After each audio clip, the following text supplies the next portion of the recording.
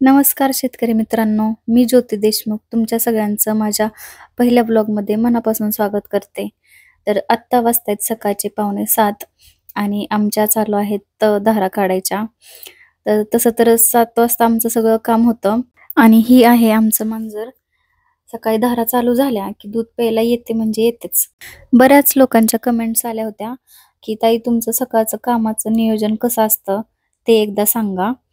तर सकाळी रोज आम्ही 4:30 वाजता उठतो आणि 4:30 ला आमची कामाला सुरुवात होते. तर सगळ्यात पहिल्यांदा तर आम्ही शेण काढून घेतो. त्यानंतर गाईंना कुटी आदल्या दिवशी संध्याकाळीच करून ठेवतो, कारण सकाळी कामाची खूप गडबड असते त्यामुळं. मग गाईंना कुटी टाकून घेतो. त्यानंतर गाईंना गोळी आणि बार्ली ठेवतो.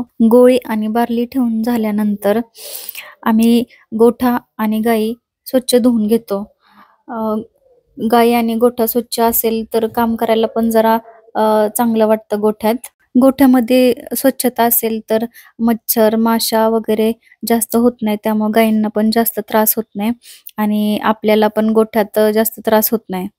आणि स्वच्छतेमुळं गायींना गोचीड पण होत नाहीत. 2 टाईम आमचं धुणं असतं त्यामुळं. आणि त्यानंतर धारा काढायला घेतो आणि धारा चालू असतानाच गोठ्यातून शेण वगैरे पडलेलं वरच्यावर उचलत राहतो. त्यामुळे गोठा कायम स्वच्छ असतो. तुम्ही बघू शकता गोठ्यात कुठे शेण पण आपल्या असं दिसत नाही. एकदम स्वच्छ गोठा असतो कायम असाच रोज. काही गायींना भाल्याची सवय आहे. ते बिना भाल्याच्या दूध देत नाहीत. तर काही गायी बिना भाल्याच्या पण दूध देतात. रात्रीच एक गाय व्यायली होती आणि गाईला झाली होती कालवड. तर पहिल्यांदाच दूध पाजायचं असेल तर एकट्या माणसाला काही पाजून देत नाहीत. त्यामुळे आम्ही दोघांनी मिळून तिला दूध पाजलं.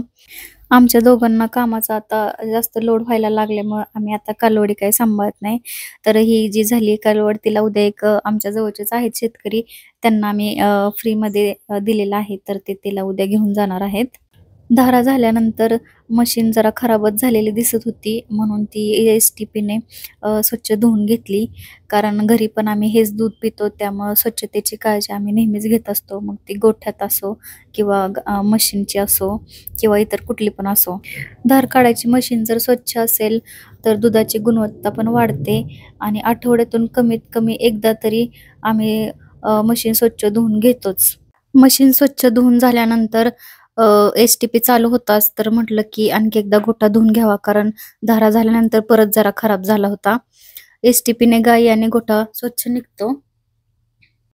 तरी पण एस-टी-पीने गाय धुत असताना एक काळजी नेहमी घ्यायची की त्याला प्रेशर खूप जास्त असतो. त्यामुळं गायींच्या कासेवरती जास्त प्रेशरने पाणी नाही मारायचं, कारण व्यायलेली गाय जर असेल तर त्याच्या कासेमध्ये ज्या छोट्या-छोट्या शिरा असतात तर त्या तुटण्याची शक्यता असते. गाई धुवून झाल्यानंतर अंघोळ, चहा, नाश्ता वगैरे करून एक 8 वाजता आम्ही घराजवळच्याच घास काढण्यासाठी शेतात गेलो. घरी मका आणि ऊस शिल्लक होता, त्यामुळे फक्त घासच आणायचा होता आणि घराजवळच असल्यामुळे ट्रॅक्टर घेऊन गेलो नव्हतो. बरेच लोकं विचारत होते की गायींसाठी घास हे चांगलं खाद्य आहे का? तर घास आम्ही फक्त पुरवणीसाठी म्हणून वापरतो. तर गायींच्या दूध वाढीसाठी असा काही घासाचा काही फायदा नसतो आणि घास फक्त पुरवणीसाठीचा चारा आहे. तर दूध जर काढायचं असेल गायींचं तर त्यासाठी मकाच पाहिजे. आणि असंच आमचं सकाळी 10 वाजेपर्यंत सगळं काम आवरतं. आणि तुम्हाला आमचं सकाळचं नियोजन कसं वाटलं कमेंट करून नक्की सांगा आणि आपल्या YouTube चॅनलला सबस्क्राईब करायला विसरू नका. धन्यवाद.